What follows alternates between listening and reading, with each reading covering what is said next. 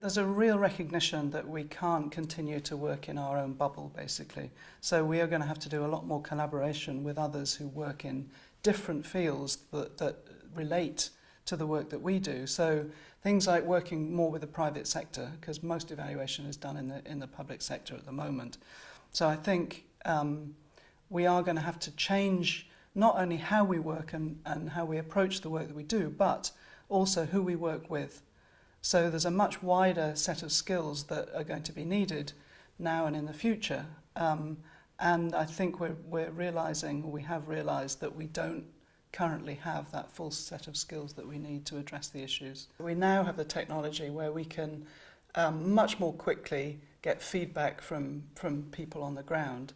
We're not yet well enough practiced in using that, but I think we'll see that happening more and more. And so the time that it takes to get that feedback from people into the sort of translation of that and reporting on it to the people that we work with in our world is going to get shorter and shorter.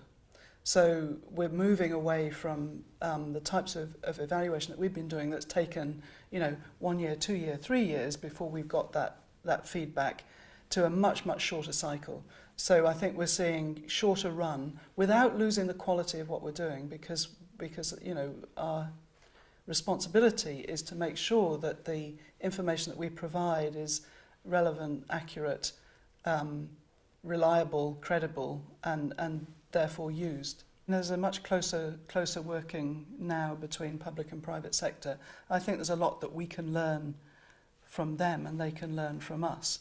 In terms of challenges, I think, well, there's all the sort of proprietary issues around, if we're talking about data, how much sharing of data is going to happen. And I think in the government sector, the public sector, we're further down the path in terms of making our data available publicly.